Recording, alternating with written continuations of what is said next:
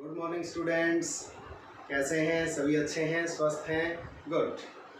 तो हमने पिछले सप्ताह त्रिभुज और उसके गुण के पहले भाग में त्रिभुज के बहुत सारे गुणों के बारे में सीखा था।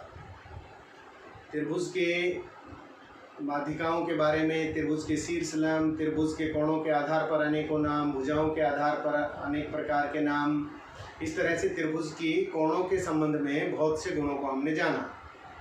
विशेषतः हमने त्रिभुज के अंतः और बाह्य कोणों के आपसी संबंधों को भी सीखा, उनको भी हमने जाना। तो आज हम उसी कड़ी को आगे बढ़ाते हैं और आज हम त्रिभुज की भुजाओं के आपसी संबंधों के बारे में कुछ सीखने का प्रयास करते हैं। तो उस कड़ी में प्रिय विद्यार्थियों, अपने पास ये 3 बिंदु हैं, बिंदु ए, बिंदु बी और बिंदु सी।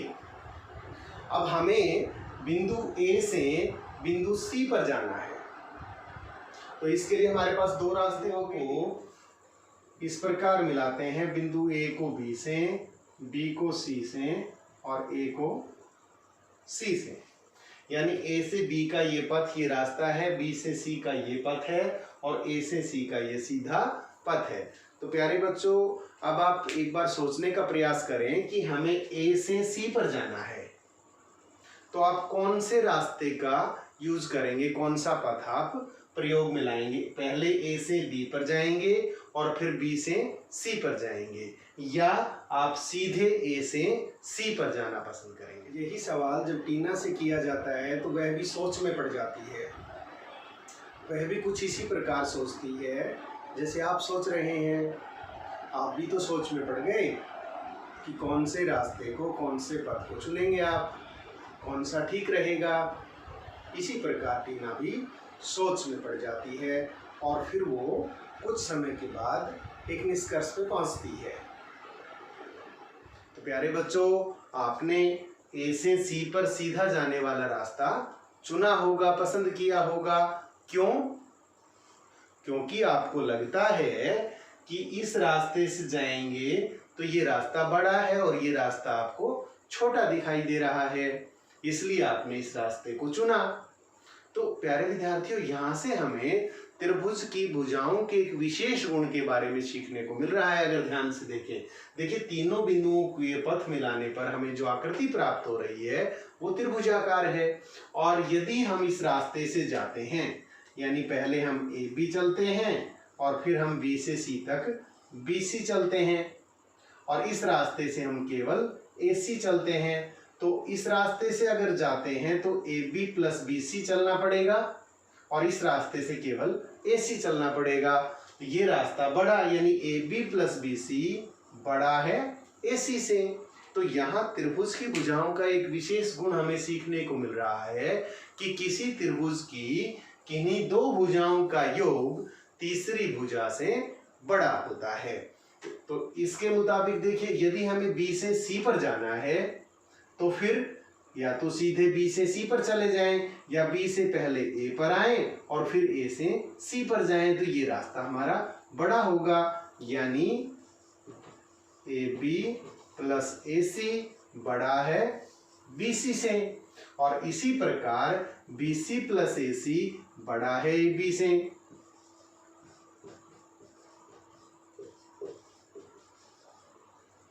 यानी त्रिभुज की किन्हीं भी 2 भुजाओं का यदि हमने योग किया तो बची हुई तीसरी भुजा से बड़ा होता है। यहाँ पर ये गुण हमें सीखने को मिलता है। इसी गुण को प्यारे विद्यार्थियों में एक और गतिविधि करते हैं, उस गतिविधि के माध्यम से इसे और अच्छी तरह से सीखने का प्रयास करते हैं। आइए गतिविधि के माध्यम से हम ये समझने का प्रयास करें, त्रिभुज की 2 भुजाओं का योग तीसरी भुजा से सदैव बड़ा होता है। तो हम यहाँ पर एक ये धागा लेते हैं जिसमें एक मनका लगा हुआ है। अब इस धागे को हम बिंदु ए में डालते हैं, यहाँ जो आलपिन लगी हुई है इसमें, और ये सी से होते हुए इस तरीके से हम बी भुजा पर, बी बिंदु पर ले आते हैं। अब हमें दिख रहा है कि जो मनका है वो कितनी दूरी पर है धागे में, ए सी प्लस सी बी के बराबर है, ए सी प्लस सी बी के बराबर है। और जब हम इसको यूँ सीधा करके लेके आते हैं तो ये देखिए ये बी बिंदु से कितनी दूरी पर आ गया है। यहाँ से क्लियर होता है कि AC प्लस CB इन दो भुजाओं का योग AB भुजा से बड़ा है। इसी गतिविधि को हम एक और त्रिभुज के ऊपर भी करने का प्रयास करते हैं। यहाँ पर देखिए त्रिभुज PQR में हम इसे P बिंदु में डालते हैं और इस तरीके से इसे Q बिंदु तक ले आते हैं।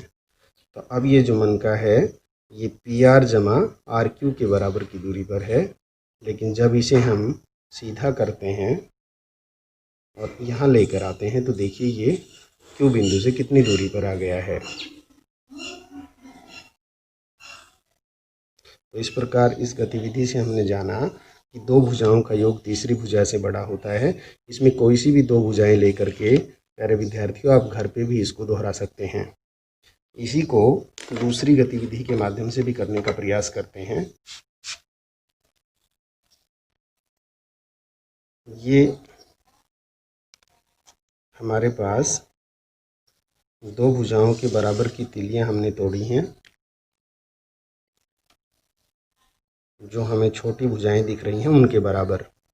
और अब हम इन तीलियों को यदि सीधा करके इस तीसरी भुजा PQ के साथ रखते हैं तो हम पाते हैं कि इनकी लंबाई PQ से काफ़ी ज़्यादा है। तो यहाँ हमें समझ आता है कि इन दो भुजाओं का योग तीसरी भुजा से बड़ा है। त्रिभुज में देखिएगा इन दो भुजाओं के बराबर इन तीलियों को हमने यहाँ रखा और जब इन तीलियों को हम इस तीसरी भुजा के साथ में रखेंगे तो निश्चित तौर पे इनका मान इस भुजा से काफ़ी बड़ा चला जाएगा।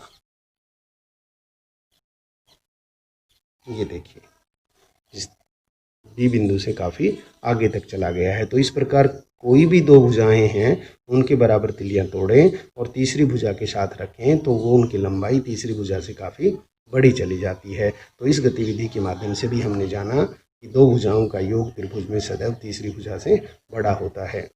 यही गतिविधि प्रिय विद्यार्थियों आप अपने घर पे भी आसानी से दोहरा सकते हैं। प्रश्नावली 6.4 के सवाल नंबर 1 में ये 3 भाग हमें दिए गए हैं और इसमें त्रिभुज की भुजाओं के विभिन्न माप हमारे सामने हैं और पूछा गया है कि क्या इन मापों से त्रिभुज बनना संभव है। तो प्यारे बच्चों हमने अभी भुजाओं के जो गुण के बारे में जाना कि किन्हीं दो भुजाओं का योग तीसरी भुजा से सदैव बड़ा होता है। उस गुण के हिसाब से हम इन सवालों को जांचने की कोशिश करते हैं, पता लगाने की कोशिश करते हैं कि दो भुजाओं का माप तीसरी से बड़ा है तो त्रिभुज बनना संभव होगा और यदि दो भुजाओं का योग तीसरी भुजा के माप से बड़ा नहीं है तो त्रिभुज बनना संभव नहीं है। अब यहाँ देखते हैं हम इन दोनों भुजाओं की माप इस भुजा से बड़ी नहीं है क्योंकि 2 सेंटीमीटर और 3 सेंटीमीटर का योग 5 सेंटीमीटर होता है जो तीसरी भुजा के माप से बड़ा नहीं है, इसलिए इन मापों से त्रिभुज बनना संभव नहीं है। आइए दूसरे भाग को देखते हैं। 3 सेंटीमीटर, 6 सेंटीमीटर और 7 सेंटीमीटर। तो प्यारे विद्यार्थियों यहाँ इन दोनों भुजाओं की जो माप है इसका योग 3 और 6 9 सेंटीमीटर जो तीसरी भुजा के माप से बड़ा है, तो इस माप से त्रिभुज बनना संभव है। आइए अब इस भाग को जानते हैं। तो यहाँ पर हम जो दोनों छोटी भुजाएं हैं, देखिए ये भुजा सबसे बड़ी है तो छोटी भुजाओं का योग करते हैं 2 और 3 सेंटीमीटर, इनका योग 5 सेंटीमीटर जो तीसरी भुजा के माप से छोटा है, तो यहाँ भी त्रिभुज बनना संभव नहीं है। तो प्यारे विद्यार्थियों इस तरह से जब हमें तीनों भुजाओं की माप दी गई हो तो हम दोनों छोटी भुजाओं की माप को योग करेंगे और देखते हैं कि वो तीसरी भुजा से बड़ा आता है तो त्रिभुज बनना संभव है और यदि वो उनसे छोटा या उनके बराबर आ जाता है योग के तो ऐसी स्थिति में त्रिभुज बनना संभव नहीं है। प्यारे बच्चों 6.4 के ही सवाल नंबर 3 में त्रिभुज ABC की माध्यिका AM है। त्रिभुज ABC की माध्यिका AM है तो बताइए AB plus AC plus BC बड़ा है 2 AM से। तो अब हम इसे जांचने की कोशिश करते हैं। त्रिभुज ABC और इसकी जो माध्यिका है वो AM। यहाँ पर हमें सिद्ध करने के लिए कहा गया है कि AB plus BC plus CA बड़ा है 2 AM से। तो प्यारे विद्यार्थियों, हम इसे करने की कोशिश करते हैं। तो देखिए, पहली त्रिभुज लेते हैं, क्योंकि इस माध्यिका से ये दो भागों में बट गया, त्रिभुज ए बी एम और त्रिभुज ए सी एम। तो त्रिभुज ए बी एम में हमने अभी सीखा था कि किन्हीं दो भुजाओं का योग तीसरी से बड़ा होता है, और जो सिद्ध करना है उसके हिसाब से हमारा एम इधर आना चाहिए। तो हम इन दोनों भुजाओं का योग बड़ा है एम से, ये करने की कोशिश करते हैं। तो A B plus B M, A B plus B M बड़ा है ए एम से। इसी प्रकार त्रिभुज ए सी एम में, तो इसमें भी हम देखते हैं ए सी प्लस सी एम बड़ा है ए एम से। ए सी प्लस सी एम बड़ा है ए एम से। 1 और 2 को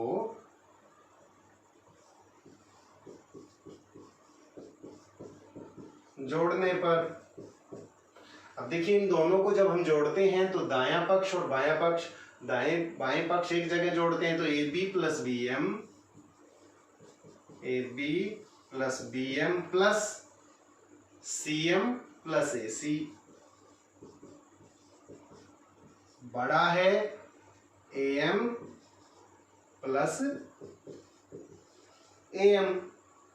अब देखिए A B plus B M plus C M, B M plus C M, ये मिलकर क्या हो गया A C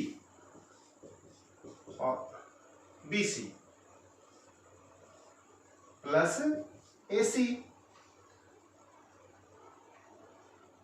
A B plus B C plus A C बड़ा है A M plus A M, 2 A M.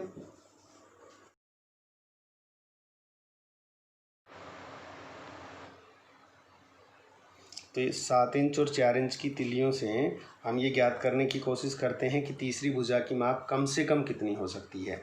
तो देखिए, जब कम से कम लेना है तो हम इनको इस रूप में एडजस्ट करने की कोशिश करेंगे कि तीसरी जो भुजा है, ये 2 भुजाएं हैं, इनका जोड़ हो गया यहाँ पे, एक सिरा हमने इधर से टच करा दिया। अब जो तीसरी भुजा होगी वो इस रूप में त्रिभुज बनाने की कोशिश करें हम, तो हम देख रहे हैं कि इस तिल्ली से त्रिभुज नहीं बन पा रही। अभी ये दोनों सिरे इनके नहीं मिल पा रहे, और ये जैसे जैसे पास लाते हैं तो इसके साथ चले जाते हैं। तो यहाँ देखेंगे कि ये हमारी 7 इंच की तिल्ली थी, ये 4 इंच की और ये 3 इंच की, यानी कि इन दोनों का जोड़ इस भुजा के बराबर आ रहा है। तो हम त्रिभुज नहीं बना पा रहे, यानी कि इनसे बड़ा होना चाहिए था। यानी ये जो तिल्ली 3 इंच की है, अगर हमें त्रिभुज बनानी है तो ये 3 से बड़ी लेनी पड़ेगी। तो यहाँ से हमें एक चीज़ सीखने को मिल रही है कि छोटे से छोटा जो माप है वो इन दी गई दोनों भुजाओं के अंतर से बड़ा होना चाहिए, क्योंकि ये 4 इंच 7 इंच है, ये 4 इंच है, इनका अंतर 3 इंच है। तो जब तक 3 इंच की भुजा होगी तब तक तो वो इसके बराबर यहीं पे हो जाएगी। अगर हमें त्रिभुज बनानी है तो ये भुजा 3 इंच से बड़ी लेनी पड़ेगी। तो इसका मतलब हमें यहाँ सीखने को मिला कि यदि 2 भुजाओं की माप दी गई है तो तीसरी भुजा कम से कम छोटी से छोटी भी लेंगे तो उसका माप दी गई दोनों भुजाओं के अंतर से बड़ा होना चाहिए, वरना त्रिभुज नहीं बन पाती। ये तो था कि कम से कम हम कितना ले सकते हैं, और अब बात आती है बड़े से बड़ा कितना ले सकते हैं। तो बड़े से बड़े के लिए देखिए कि बड़े से बड़ा, मान लो हम एक बार यहाँ ये इस पे भी माप लिखा हुआ है, और इस एक को हम यहाँ रख लेते हैं, और 1 मिनट के लिए हम छोटे से छोटा तो सीख ही रहे थे, अगर इस पर भी करने की कोशिश करें कि छोटे से छोटी कितनी ले सकते हैं, तो आप देखेंगे कि जब तक हम 3 सेंटीमीटर लेते हैं, 3 इंच लेते हैं, तब तक तो बना ही नहीं पाएंगे। 3 इंच तो इसके बराबर आ जाएगा यहाँ पे, और जब थोड़ा सा भी बड़ा करेंगे 3 से तो त्रिभुज का आकार लेना शुरू कर देगी, ऐसे बढ़ता चला जाएगा। ये देखिए जैसे ही 3 से आगे जाते हैं तो ये त्रिभुज का आकार लेना शुरू कर देता है। ये देखिए, और इसको कहाँ तक ले जा सकते हैं, अब ये चीज़ सीखनी है। यहाँ से हमें देख पा रहे हैं इसको, ये कहाँ तक जा सकता है। ये देखिए, इस भुजा को हम बढ़ा सकते हैं, और जैसे ही ये देखिए 11, क्योंकि एक तिल्ली 7 थी और एक 4 थी, जैसे ही 11 आया तो 11 के बाद ये इसके साथ समांतर हो गई, इसके बराबर में आ गई। तो इसका मतलब था कि ये तीसरी भुजा 11 से छोटी हो सकती है। अगर त्रिभुज का रूप देना है तो जैसे हम 11 से थोड़ा छोटा करेंगे, ये त्रिभुज का रूप लेना शुरू कर देती है। ये देखिए, तो यहाँ से हमें सीखने को मिला कि जो 2 भुजाएं हैं और तीसरी भुजा ज्ञात करनी है, तो उसके बड़े से बड़ी जो माप है वो उन दोनों भुजाओं के योग से छोटी होनी चाहिए। जैसे ही हम इनके योग के बराबर लेंगे, ये इसके बराबर आ जाती है, पैरेलल आ जाती है, और ये त्रिभुज का रूप नहीं ले पाती। तो इसका मतलब हो गया कि अगर त्रिभुज का रूप देना है तो हमें इन दोनों भुजाओं के योग से छोटा माप लेना पड़ेगा। 11 से जैसे ही थोड़ा सा छोटा करते हैं तो ये त्रिभुजाकार रूप में आना शुरू हो जाती है। तो यहाँ से प्रिय विद्यार्थियों, हमने त्रिभुज की 2 भुजाओं के माप यदि हैं तो तीसरी भुजा का माप ज्ञात करना प्रैक्टिकल रूप में सीखा। तो इसके 2 माप निकल के आए कि छोटे से छोटा माप तो उन दोनों भुजाओं के अंतर से क्या होना चाहिए, बड़ा होना चाहिए। जो 2 भुजाएं हमारे पास हैं उनके अंतर से बड़ा होना चाहिए, और बड़े से बड़ा माप उन दोनों भुजाओं के योग से छोटा होना चाहिए। प्यारे बच्चों, 6.4 के ही सवाल नंबर 6 में हमसे पूछा गया कि एक त्रिभुज की 2 भुजाओं की माप 12 और 15 सेंटीमीटर है, तो तीसरी भुजा की माप किन 2 मापों के बीच होनी चाहिए। तो देखिए, हमने जो गतिविधि से सीखा था, जो तीलियों की गतिविधि की थी, उसमें हमने जाना था कि जब 2 भुजाओं की माप हमारे पास है तो तीसरी भुजा की माप हम कैसे ज्ञात करें और कितनी आनी चाहिए। तो यहाँ पर भी हम कोशिश करते हैं कि हमारे पास 2 भुजाओं की माप जो है वो 12 सेंटीमीटर और 15 सेंटीमीटर दी गई है। अब इन 2 भुजाओं की माप से हम तीसरी भुजा की माप ज्ञात करना चाहते हैं। तो पहला जो गुण हमने सबसे पहले सीखा था कि 2 भुजाओं की माप तीसरी भुजा से बड़ी होनी चाहिए। तो देखो, इन 2 भुजाओं का माप हमें दिया गया, इनका योग हुआ 12 और 15 27। इसका मतलब तीसरी भुजा की माप 27 से छोटी होनी चाहिए, क्योंकि 2 भुजाओं का योग हमेशा बड़ा होता है। तो तीसरी भुजा इससे छोटी हुई, तो तीसरी भुजा 27 से तो छोटी होनी चाहिए। अब वो दूसरी उसकी सीमा क्या होगी, तो दूसरा जो गुण हमने उस गतिविधि में जाना था कि छोटा जो माप आएगा वो क्या आएगा, इन दोनों भुजाओं के अंतर से बड़ा होना चाहिए। तो 12 और 15 का अंतर है 3, तो 3 से बड़ी होनी चाहिए, यानी तीसरी भुजा की माप 3 से बड़ी और 12-15 का योग आया 27 सेंटीमीटर से छोटी होनी चाहिए। तीसरी भुजा की माप 3 सेंटीमीटर से बड़ी और 27 सेंटीमीटर से छोटी होनी चाहिए। ईसा से 6ठी शताब्दी पूर्व एक यूनानी दार्शनिक पाइथागोरस ने समकोण त्रिभुज के एक महत्वपूर्ण एवं उपयोगी गुण के बारे में बताया, जो आगे चलकर पाइथागोरस प्रमेय के नाम से जाना गया। पाइथागोरस ने बताया कि समकोण त्रिभुज में कर्ण पर बने वर्ग का क्षेत्रफल शेष दोनों भुजाओं पर बने वर्गों के क्षेत्रफल के योग के बराबर होता है। तो इस प्रकार उन्होंने ये समझाने की कोशिश की कि समकोण त्रिभुज में जो कर्ण पर वर्ग बनता है उसका क्षेत्रफल बाकी दोनों भुजाओं पर बने वर्गों के क्षेत्रफल के योग के बराबर होता है। तो प्यारे विद्यार्थियों, आइए इस प्रमेय के बारे में गतिविधियों के माध्यम से हम और अधिक सीखने की कोशिश करते हैं।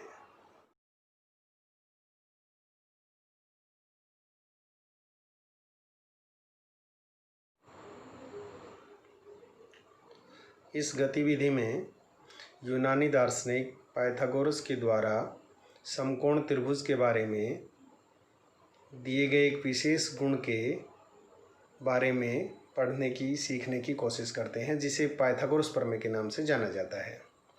पाइथागोरस प्रमेय के अनुसार किसी समकोण त्रिभुज में कर्ण पर बने वर्ग का क्षेत्रफल अन्य दोनों भुजाओं पर बने वर्गों के क्षेत्रफल के योग के बराबर होता है। तो आइए इस गतिविधि से हम सीखने की कोशिश करें। तो देखिए, यहाँ ए बी सी एक समकोण त्रिभुज है जहाँ बी समकोण है। ए बी भुजा 4 इकाई है, बी सी भुजा 3 इकाई है और ए सी भुजा 5 इकाई है। अब ए सी भुजा पर जो वर्ग बना है वो 5 इकाई की भुजा का वर्ग है और वर्ग का क्षेत्रफल भुजा गुणा भुजा होता है, तो 5 गुणा 5 25 वर्ग इकाई इसका क्षेत्रफल होगा, जो हम 25 एक इकाई के वर्ग इसमें देख भी पा रहे हैं, कुल मिलाकर के 25। तो 25 वर्ग इकाई इस वर्ग का क्षेत्रफल है। दूसरी भुजा ए बी जो 4 इकाई है, इस पर 4 गुणा में 4 16 वर्ग इकाई इसका क्षेत्रफल होगा, जो 1 से लेकर के 16 तक की गिनती हम इसमें देख पा रहे हैं। इसी प्रकार जो बी सी भुजा है वो 3 इकाई है, तो इसका जो क्षेत्रफल होगा वो 3 गुणा 3 9 वर्ग इकाई होगा, जो हम 1 से लेकर के 9 देख पा रहे हैं। तो इस पर 9 वर्ग बने हैं जो 1 इकाई के हैं। तो यहाँ हम देखते हैं कि इसका जो क्षेत्रफल है अकेले वर्ग का जो कर्ण पर बना है, जो 25 वर्ग इकाई है, इन दोनों के क्षेत्रफल के योग के बराबर है क्या? तो इसका क्षेत्रफल 16 वर्ग इकाई है, इसका क्षेत्रफल 9 वर्ग इकाई है। 16 और 9 को जब हम जोड़ेंगे तो 25 वर्ग इकाई होता है। इस प्रकार इन दोनों वर्गों का क्षेत्रफल कर्ण पर बने वर्ग के क्षेत्रफल के बराबर है। यही पाइथागोरस ने इस बताया था। तो अब इसे हम दूसरे रूप में भी परखने की कोशिश करते हैं। तो यहाँ पर 4 वर्ग इकाई का जो 16 वर्ग इकाई क्षेत्रफल होता है, इसके बराबर एक टुकड़ा हमने काटा हुआ है और इसी प्रकार जो ये 3 इकाई का वर्ग है जिसका क्षेत्रफल 9 वर्ग इकाई है, इसके बराबर भी हमने टुकड़े काटे हुए हैं अलग अलग, जो आगे हमारी हेल्प करेंगे।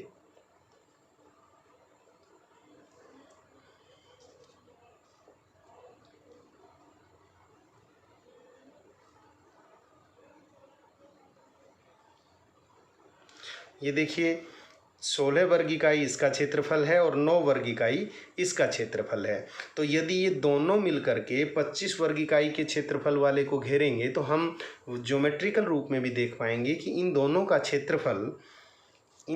क्षेत्रफल अगर हम जोड़ते हैं तो इसको पूरा पूरा ढकता है या नहीं ढकता है। तो अब यहाँ हम इसे उठा करके इसके ऊपर रखते हैं और इसके बाद इसके जो ये अलग अलग टुकड़े हैं, इन टुकड़ों को हम बारी बारी से इसके साथ लगाने की कोशिश करते हैं और देखते हैं कि ये पूरा कवर करता है या नहीं।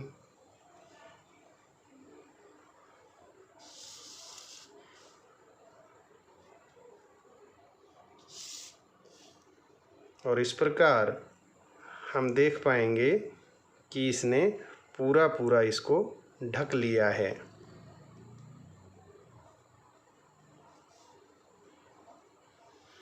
इन दोनों ने 25 वर्ग इकाई वाले पूरे वर्ग को ढक लिया है। तो इस प्रकार इन दोनों वर्गों का क्षेत्रफल ज्यामितीय रूप में भी हम देख रहे हैं कि उस 25 वर्ग इकाई वाले क्षेत्रफल के बराबर है। तो यहाँ से पाइथागोरस प्रमेय को हमने 2 रूप में जान लिया। पाइथागोरस प्रमेय पर ही एक और गतिविधि के माध्यम से हम कोशिश करेंगे। इस गतिविधि के माध्यम से भी पाइथागोरस प्रमेय को एक बार फिर समझने की कोशिश करते हैं। इसमें देखिए, बीच में यहाँ पर ये एक समकोण त्रिभुज बनाया गया है। ये समकोण त्रिभुज है और ये बाकी इसकी तीनों भुजाओं पर वर्ग बनाए गए हैं।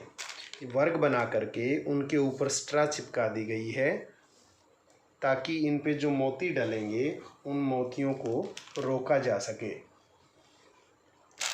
तो अब हम जो इसके वर्ग बने हुए हैं, इस वर्ग पे मोती डालने की कोशिश करते हैं और मोती डाल करके इस वर्ग को पूरा भर देते हैं।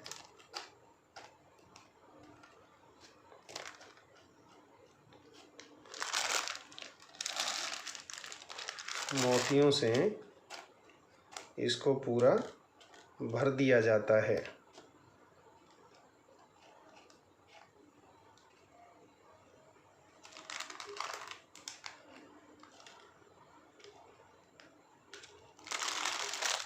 अब जो दूसरी भुजा है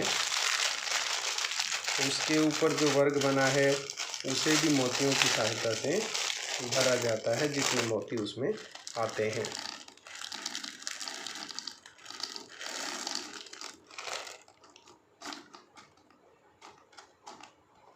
आप देखेंगे कि इसमें जितने मोती आते हैं उतने डाल दिए जाते हैं, ताकि ये पूरी तरह से मोतियों से भर जाए, कोई जगह इसमें खाली ना बचे।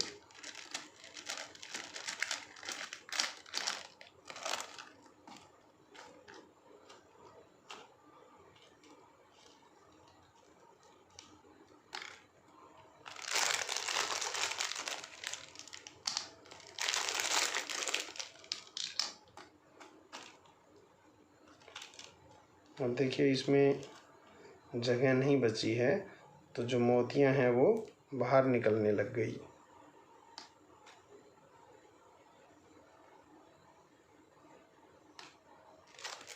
इस प्रकार से ये भर दिया गया है। अब हमें जांच करनी है कि इन दोनों का क्षेत्रफल था, क्या इस बड़े वाले वर्ग का जो कर्ण पे बना है वो इनके क्षेत्रफल के बराबर है। तो जितनी मोतियां इन दोनों जगह आई हैं, क्या ये सारी मोतियां मिलकर के इसको पूरा भर पाती हैं या बच जाती हैं, उससे क्लियर होगा जो पाइथागोरस प्रमेय का कंसेप्ट है वो। तो अब हम बीच में से इस त्रिभुज को हटाते हैं और इन दोनों वर्गों में जो मोतियां हैं उन्हें इस वर्ग में लाने की कोशिश करते हैं। कुछ मोतियां बाहर चली गई थी।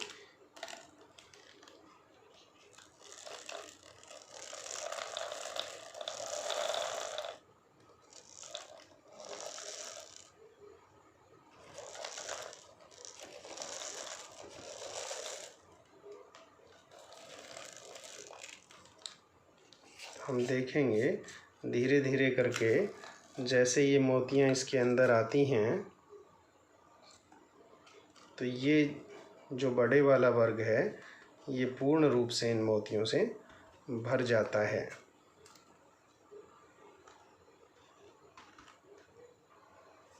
तो इस प्रकार हम यहाँ वो चीज़ क्लियर कर पा रहे हैं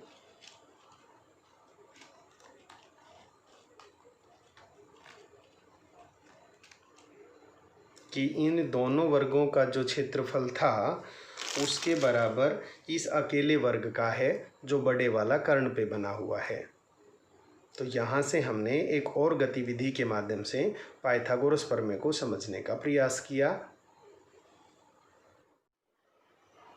प्रश्नावली 6.5 के सवाल नंबर 2 में ABC एक त्रिभुज है जिसमें C कोण समकोण है।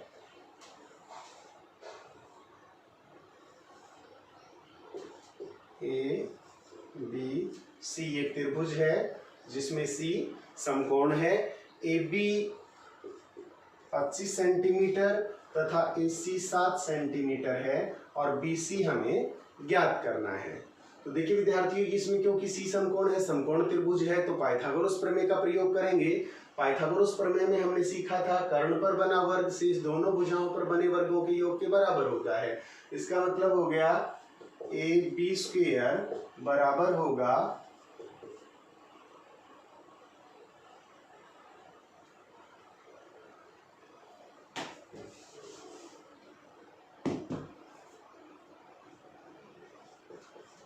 AC square plus BC square बराबर हो गया AB स्क्वायर। अब AC हमारा 7 सेंटीमीटर है प्लस BC स्क्वायर बराबर AB हमारा 25 का स्क्वायर हो गया 49 प्लस BC स्क्वायर बराबर 625 और BC स्क्वायर बराबर ये 625 और 49 का जब हम इधर साइड बदलेंगे तो ये इसमें से घट जाएगा और BC स्क्वायर बराबर हो गया 576। तो यहाँ पर BC स्क्वायर बराबर 24 का स्क्वायर और जब दोनों और स्क्वायर हटाएंगे तो BC बराबर आ गया 24। BC हमारा 24, तो ये जो भुजा है BC ये हमारी 24 है। प्रश्न वाला 6.5 के सवाल नंबर 3 में 15 मीटर की सीढ़ी को जब दीवार के साथ लगाया जाता है उसके पाद को कुछ दूरी पर रखकर तो 12 मीटर ऊंची खिड़की पर पहुंच जाती है। तो इसका जो पैर है नीचे वाला वो दीवार से कितनी दूरी पर है ये हमें ज्ञात करना है। तो यहाँ पर देखें प्रिय विद्यार्थियों कि दीवार है वो भूमि के साथ 90 डिग्री के कोण पर खड़ी होती है। तो यहाँ ये फिर एक समकोण त्रिभुज का उदाहरण बन जाता है जिसमें 90 डिग्री के सामने वाली जो भुजा है ये सीधी वाली भुजा है और हमने पाइथागोरस थ्योरम के अनुसार सीखा है कि कर्ण का वर्ग शेष दोनों भुजाओं के वर्गों के योग के बराबर होता है, यानी a का स्क्वायर प्लस 12 का स्क्वायर बराबर होगा 15 का स्क्वायर। तो यहाँ पर a स्क्वायर 12 का स्क्वायर 144, 15 का स्क्वायर हो गया 225 और a स्क्वायर बराबर 225 माइनस 144 और a स्क्वायर बराबर इसमें से ये घटाएंगे तो 1 और 12 में से 4 गए तो 8, 81 और a स्क्वायर बराबर 81 हो गया 9 का स्क्वायर और a बराबर 9। तो यहाँ पर जो ये भुजा है ये हमारी 9 आती है, यानी सीढ़ी का निचला सिरा जो भूमि पर है ये दीवार से 9 मीटर की दूरी पर है। एक्सरसाइज 6.5 के सवाल नंबर 5 में कहा गया है कि एक पेड़ जो भूमि पे खड़ा है वो 5 मीटर की ऊंचाई से टूट जाता है, यहाँ से टूट जाता है और जब ये टूटेगा तो ये भूमि पे गिरता है। जब ये भूमि पे गिरा तो इसका जो ऊपरी सिरा है वो भूमि पे टच करता है। तो सवाल में कहा गया है कि ये 5 मीटर की यानी यहाँ से यहाँ तक की जो ऊंचाई है वो 5 मीटर है और जो ऊपरी सिरा टूट गया जो नीचे गिरेगा ये भूमि को जहाँ छुएगा यानी ये इसका ऊपर वाला हिस्सा टूट करके यहाँ पहुंच गया। तो ये जो भूमि पे छूता है